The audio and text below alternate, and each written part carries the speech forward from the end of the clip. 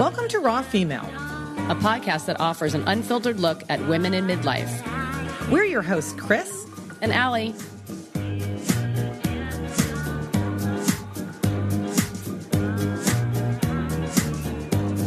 Welcome to part 2 of our 2-part series with Amanda Thebe. Amanda's a fitness and women's health expert, and she's the author of Menopocalypse, How I Learned to Thrive During Menopause and How You Can Too. There are a lot of great takeaways in the book, and you can also find her on her website, fitandchips.com. On to the interview.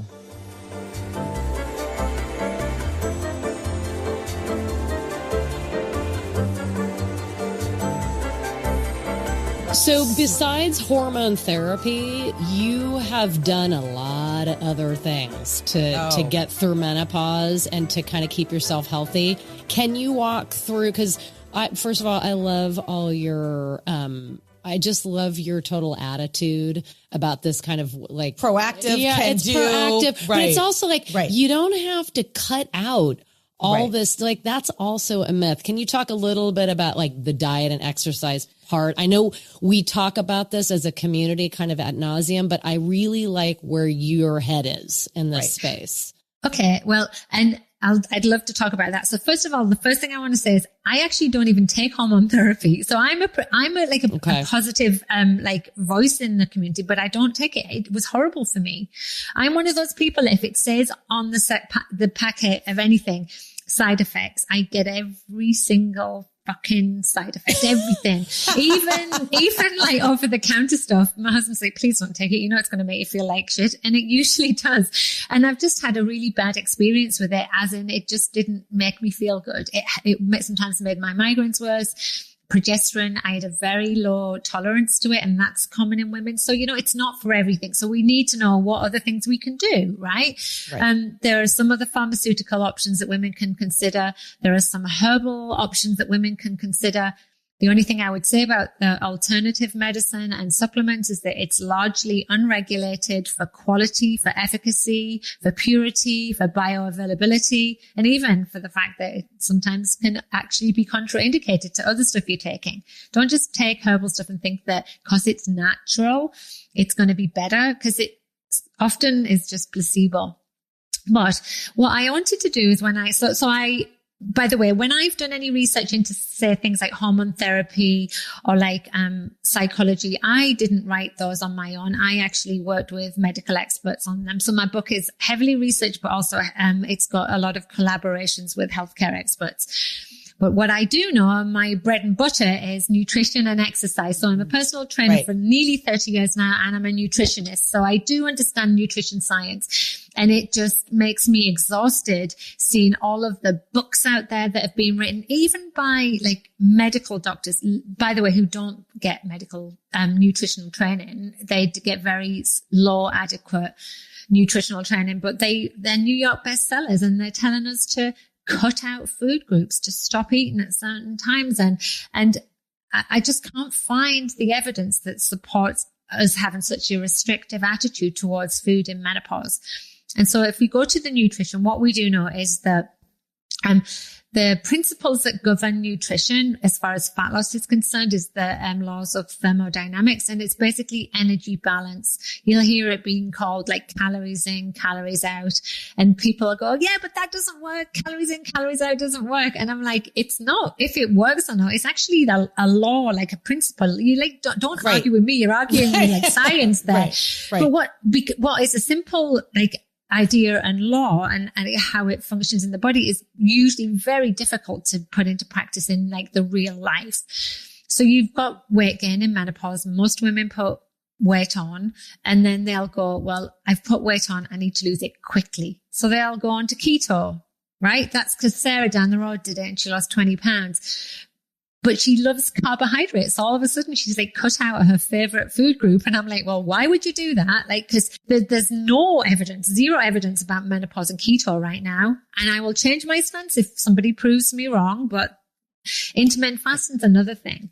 Intermittent fasting has got its place, and there's some evidence to show that it can improve like our metabolic rate somewhat, but it doesn't have to be as drastic as like don't eat breakfast or like don't eat for 2 days a week, you know, because that's what some of them are like, and it can really stress our hormonal body. And so, you know, I say to women, well, you know, every time you go to sleep at night, you're fasting, you sleep for 8 hours. And then you don't eat after dinner for 2 hours, and maybe it takes an hour to eat before breakfast. That's 10 hours you've fasted. That's enough. That's beneficial. The food in your body's been processed, and you can like eat well from that time. And so what we do know that happens in menopause is that our ability to process protein lessens somewhat. And so we need to make protein a priority. We need to be looking to eat it at every meal. And why that matters is for 2 reasons. One, it's such a satiating macronutrient. It's one of those ones that keeps us fuller, satisfied for longer. It stops those dips in sugar, and those like sugar lows and highs are just so much more extreme in perimenopause and menopause. So it sort of keeps us from like snacking on like the fun carbs a bit too much, because we don't feel that like drive to eat the simple carbs when we're satisfied.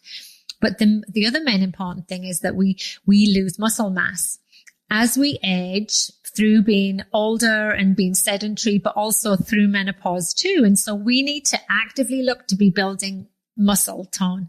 You guys, before we started recording, everyone, they made me lift my barbell off a rack. Yeah, do you mind lifting that 100-pound like bar off of there? And I'm looking at my sister going, we're never doing this interview again with her. This is a one and done. I didn't realize she had to take it off, and she's just like, I'm doing it around. And if you check out any of Amanda's social feeds and stuff, you'll see her lifting mega. I can lift heavy stuff. Yeah, metaphorically as well, I can for sure. But my point is that like I know now as I go through menopause that I want to stay strong, and I want to be able to maintain my muscle mass, because it's so beneficial, not just from just being a strong woman in menopause, but for all of our health markers, and to help to like cushion the blow of some of those major diseases that impact us. So I know I need to strength train. And I also know I need to prioritize protein to make that strength training successful. I need to complement that with really high quality carbs. I need to eat more of like the vegetables and the fruits, and eat less of the fun stuff that we all enjoy. Right. But you don't have to quit sugar. I'm sick of saying that. Quit sugar. It's addictive. Well, no, it fucking isn't. But you know what I really like about this whole mantra, besides the fact that it's good, healthy eating, and it's taking care of your body and balanced and all that, is that I think women have been socialized to either deprive on some way to get yourself into a physical space that's supposed to look pleasing to the eye. Let's just go there. Number one. And number two, we've also been socialized that lifting weights and creating muscle mass and all is also not pleasing to the eye, or whatever the social aura is on that. And I want us, because I've been lifting weights pretty much my whole life, because I was a gymnast when I was younger. So I kind of started ahead of the game on that, but I'm realizing that a lot of women aren't doing that. And it makes me I'm like sad, but I'm also aspirational, like that my daughter sees that I lift weights 3-4 times a week. I want her to see that. She's 14. Do your kids do this thing that mine do? I'm curious about this. Do they say, Mom, can you do more push-ups than Dad? Okay, can you deadlift more than Dad? And I'm like, of course I can. Of course. So, it was a mantra in my family, because I have a 16-year-old boy who's now 6 foot tall. I said to my husband, my goal is to be able to wrestle them in the basement and win as long as humanly possible. And can you still do that? I did it. It took Quinn, he was 14 or 15. And I am really proud of that, to be quite honest, because I want people of all, everybody to see that this is the healthy woman. Right. To be quite honest, it's not the get as skinny as you can and deprive. And I feel like we've been kind of mean to ourselves a little bit over the years. I think it's that, like, the message we've been fed by a very unbalanced media. Like, we're all in our 50s. We don't get represented, especially in the fitness world. Like, I'm like a freaking unicorn, right? Like, there's a handful. I always shout out to other older women who are strength training and keeping fit and being healthy, because I find it utterly inspiring. But we're literally conditioned as women to be thin, small, and not take up space. And we need to take up space.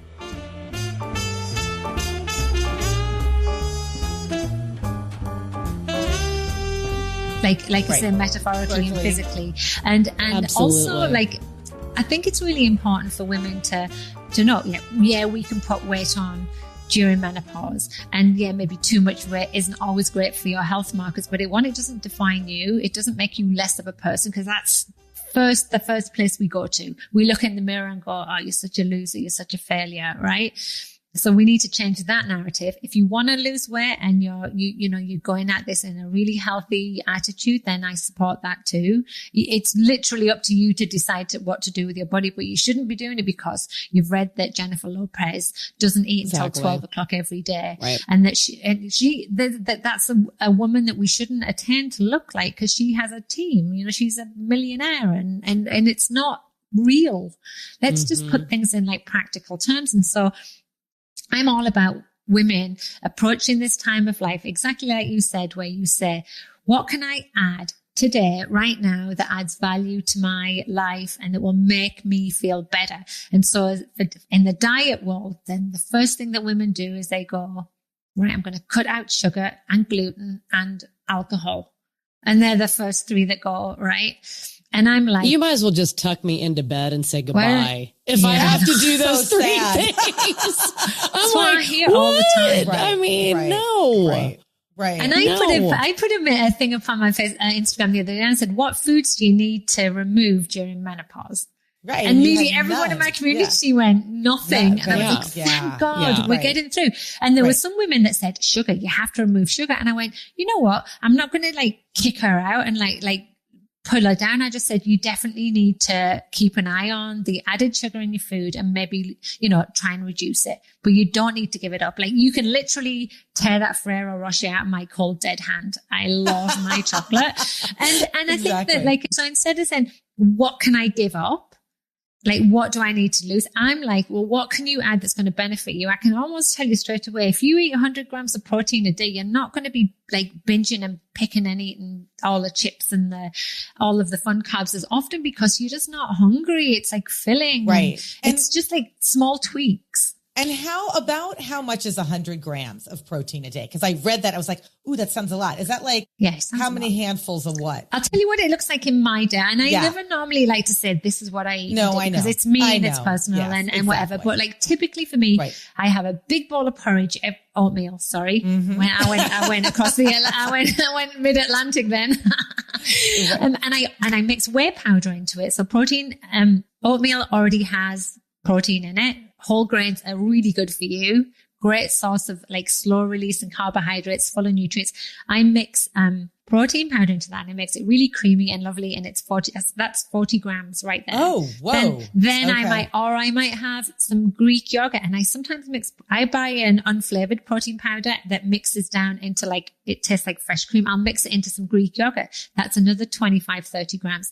A 4-ounce piece of chicken is about, I'm guessing now, about 28 grams. A piece of salmon, like about the palm of your hand size salmon, is probably 28, 30 grams. So it doesn't have to be difficult to do. And then if you can't meet it, it's not the end of the world. Like if you get like between 80 and 100, I mean, there's ways to work it out based on your body weight or maybe your body goal weight. But I just think it's easy to say to women, look for it every time you eat.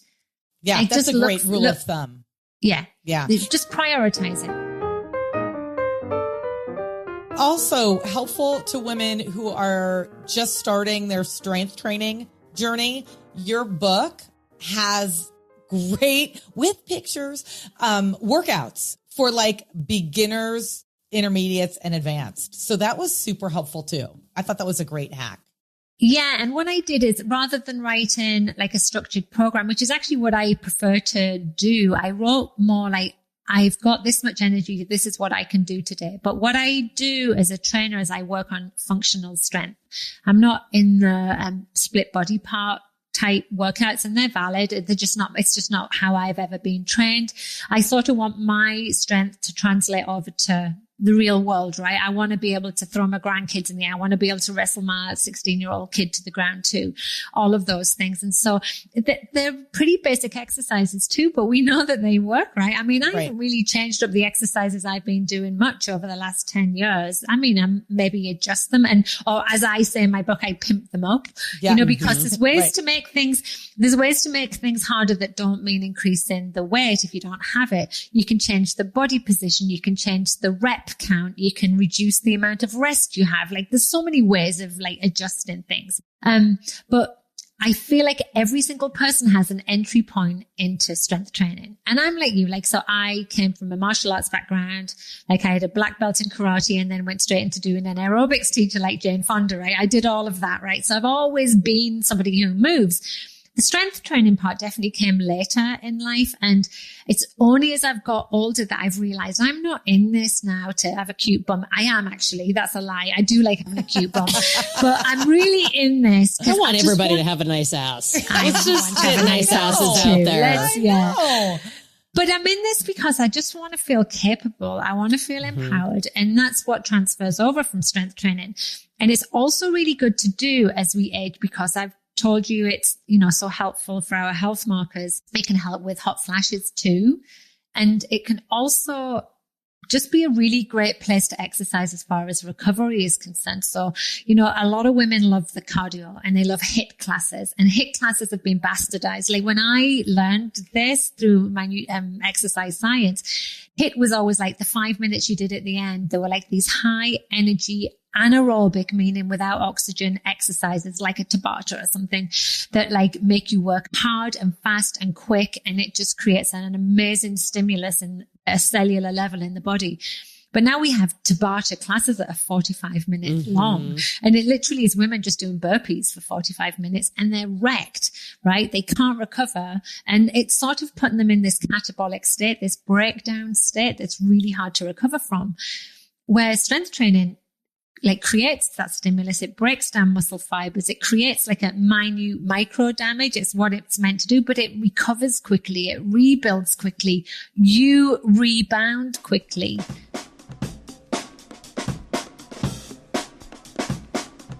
I put a pin in something you said, which was you feel strong.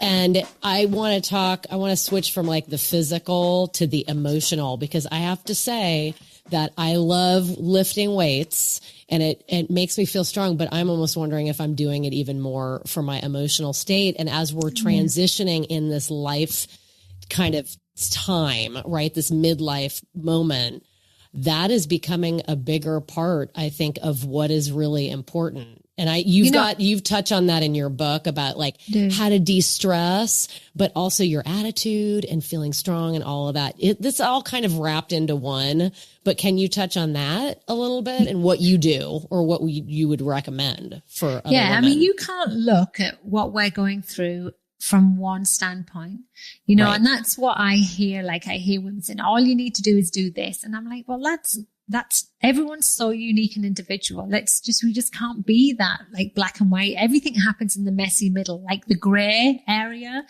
is where the magic happens. And so from a holistic standpoint, now I don't mean that in the holistic woo. I mean like the whole picture.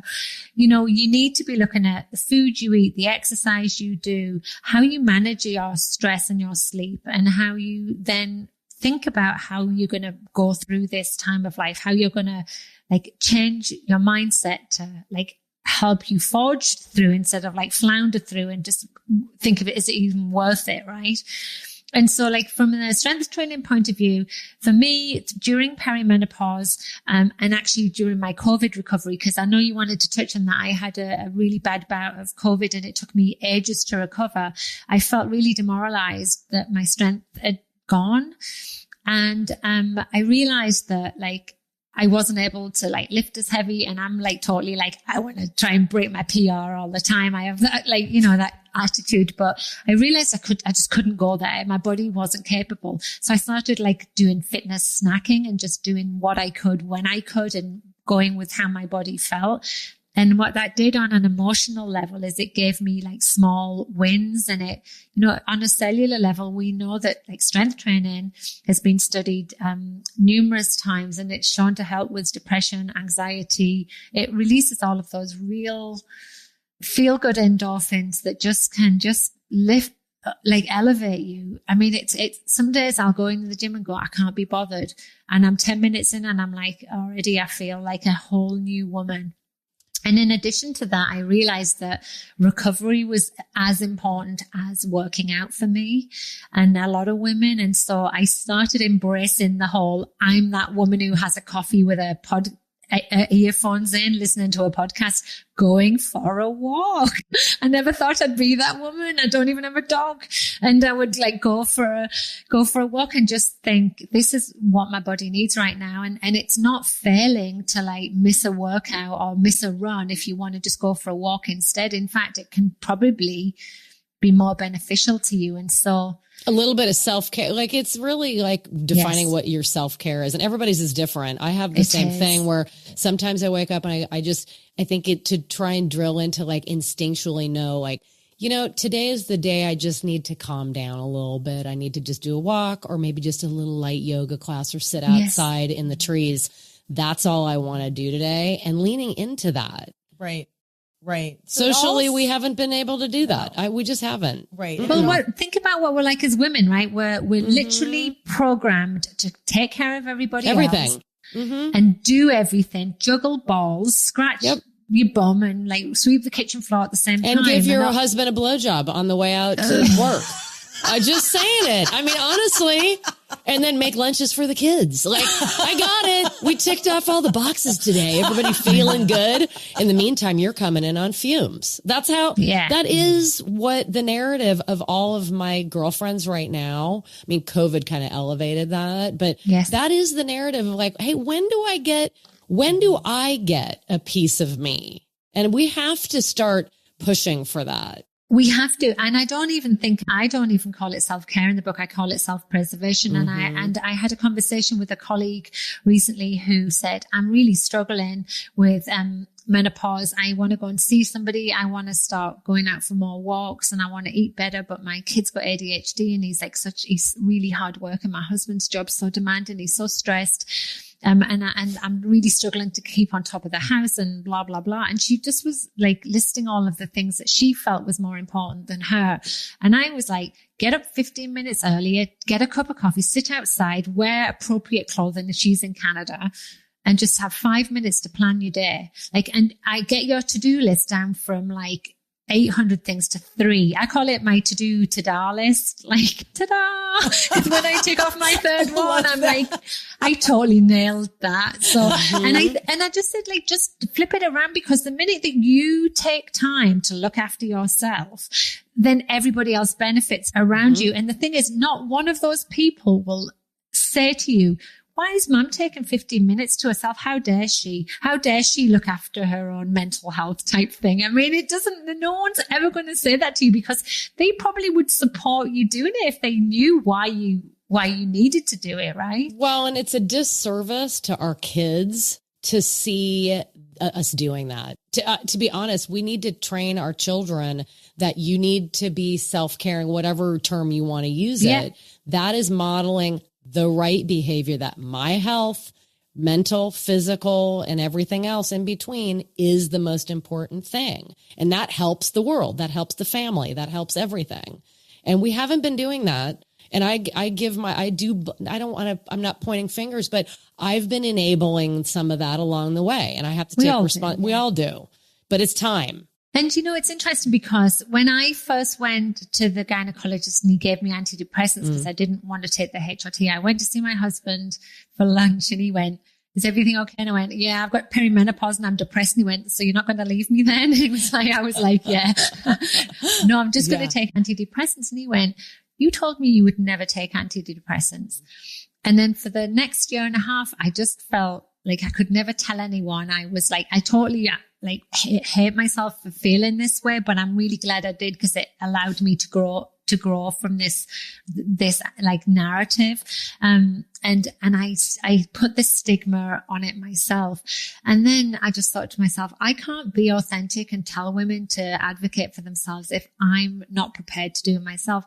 And in addition to that, I have a kid who's neurodiverse and has struggled all of his life. And as part of his treatment plan, as well as like cognitive behavioral therapy and like learning specialists at school, he will always be on an antidepressant. His chemical imbalances needs supporting. And he takes that without question, and he talks about it openly, and it's never been a stigma. And I thought, I'm going to learn from that kid. He's not embarrassed or ashamed. In fact, he's quite proud of like the person he is. And so it was a real learning lesson for me. And I would never, ever stigmatize anyone for taking that. But we've become this like nation of women that we think we can't talk about it because it's almost like failing. If we take care of ourselves, it's failing. We're not doing our job. We've got to just change that narrative around. We have to change that. And actually, like leading on, if you want to talk about that, my last chapter, The Shift Happens, which is a brilliant title, I think. Yes. Shift Happens was a real pivotal turning point for me. And I wanted to write about it because I want to talk about how to think during this time of our lives. And you mentioned this, right? Like we can't be going into this feeling like we're not worthy and that we have this is going to be we're going to be feeling like this forever and that we're worthless. We have women in the workplace who are leaving their jobs because they don't feel adequate enough. They're struggling. They're not getting the support. And we can't have that. We have to change the way that we talk about this whole time of our life. Well, and that's part of your whole mantra. So where can our listeners find you? What portals should they look for you? Obviously the book, right? Yes. Which is sold everywhere. Right. Yeah. So you can buy that on Amazon or any of the. I would much rather people buy it from an independent bookstore. But I have a website called Fit and Chips, FITNCHIPS, Fit and Chips. And everything is there. Like you can link to my YouTube channel, my Instagram, my Facebook, but I probably post almost all of my stuff on Instagram. You know, that's I actually do love your Instagram makes feed. Me feel so good. There's no thought goes into it as well. I just wake up and go, what am I going to, I don't plan. But that's the whole point to me of that. Is that authentic, like, right.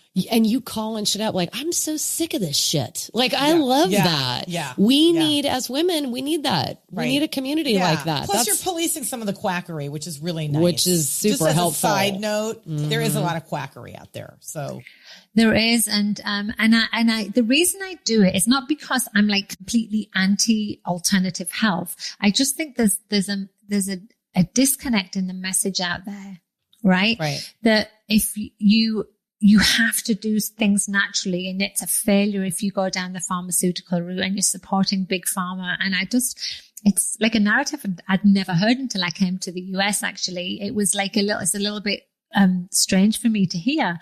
And I'm like, why can't you have both? Why can't you be taken? If you had hypothyroidism, you're not going to do anything but take thyroid medication because it's the only thing that's going to help you. But then you can do some things to support that. You can focus on your diet and movement. Lifestyle things really matter. And there's some supplements that can help with that too. Like, why can't we just look? It's again, that messy middle thing. What does boil my piss completely is when people like Gwyneth come out and say, you have to do intuitive fasting, whatever the fuck that means. It doesn't mean anything, by the way. And then you have to starve yourself, do a detox, steam your vagina. And it's just like, just stop it. By the way, can I use boil my piss? I'm going to take that and use it. Wow, that was a big takeaway for me on that whole conversation. I love that. But it's true. I think I love how you're kind of you are debunking some stuff and calling it out. Come on. Right. I don't always know the answers as well, but I do know the answers in my world. And there's lots of stuff out there that I'd love to know more information on. And there's definitely people out there doing that now. There's a whole bunch of gynecologists that are saying, don't do do this test. Please don't stick this up there. It doesn't work. But from my world, I can usually like debunk enough. And if I can't, I have a whole team of experts that I can go to and say, what do you think about this? And the big eye roll comes in. And I think that for me, the biggest takeaway for writing the book is that when it comes down to most things like exercise, nutrition, treatment options, it's usually the most simple things that work. And that's what the problem is out there. There's all this confusion and noise, and it's just terminology and technology. And it's like, I don't understand. Okay, I'll take your menopause powder because that's something as well. And I'm like, why? Like, why do you think it's okay to do this to women? You're a pack of shysters. I hate it. Yeah, right. I totally agree. So there's your book, there's Geneve. Are there any other resources? There's NAMS for the, maybe finding a practitioner, but are there any other resources that you kind of are your go-tos for information? Yeah. So there's a couple. So, I love the book Estrogen Matters. It's quite, it's well written in that it's not too sciencey, even though it's written by two scientists, but it can be very reassuring to read. That's what I liked about that book. And they're super intelligent and they've really dug deep in the research. So Estrogen Matters as a book. A good YouTube that I like to follow is Dr. Heather Hirsch, HIRSCH, Dr. Heather Hirsch, who is a Harvard-educated NAMS menopause specialist. Super sane, simple advice. She doesn't give you medical diagnosis, but she's got this YouTube channel and Instagram that just goes, this is what we know about hormone therapy. This is what we know about testosterone. This is what we know about pellets. These are the supplements that can help you. And it's just lovely. She's a nice person and she's just genuinely wants to help people. Dr. Jen Gunter has a new book out and it's on its way to me now, but I've been doing some work with her. She's, brilliant. She's the ultimate caller outer of the bullshittery. Yeah. By the way, did you see her undies the other day with the acid discharge? And she's like, you don't have to get rid of your undies. And I saw that. I saw that. I always wondered why my undies were faded. Like, I know. And it's fine. And she normalizes, she's just normalizing a lot. Yeah. So she's got a book called the Menopause Manifesto. And she also read my book and really liked it. And so every time a gynecologist reads my book, I just feel really good because I'm not saying anything that we don't know. It's just all in one place, right?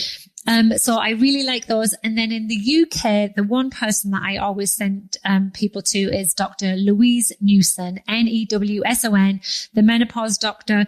I really like her for her menopause information. She's got tons of PDFs and articles that you can download, even a letter you can take to your doctor. And I know she's based in the UK, but it doesn't matter. The treatment's still the same, right? Right. They actually have prescribing guidelines for doctors over there. So it's really good. You can print them off and take them to your doctor and say, give me these. And if you don't, it's malpractice. And if you don't give me them and you are not prepared to do anything else, you can refer me to someone else. It's just really good. But over here, it's not going to happen in the medical system. So, okay. So that's helpful. We'll put all those in the show notes.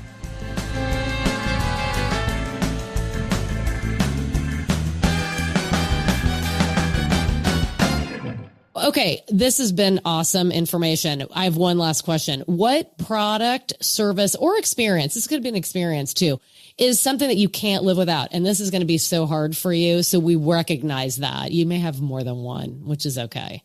But do you have one that you can kind of halo? Oh, God, I hate you. I know. I suck. You mean to do with menopause or just to do with in general? Life? Nope, just you. Just life. It might be my vibrator, actually. Oh, do tell. Oh, I love that answer. Oh my God, I don't think we even need to have you experience. You don't even have to say anything. That just says it all. Wait, what kind of vibrator do you have? Well, I'm still using, I've got loads, right? But I'm still using one that I got from, I've got one from an Ann Summers party, which is these almost like Tupperware parties you could have in the UK. And it's called the Rampant Rabbit. And it does a bit of everything. Rabbit. I love my gosh. Is that part of the Rabbit series? Because the rabbit was series. So there was a little one that came out was the rabbit. That popularized it in the 90s. It looks like a big dildo with little rabbit ears on the side.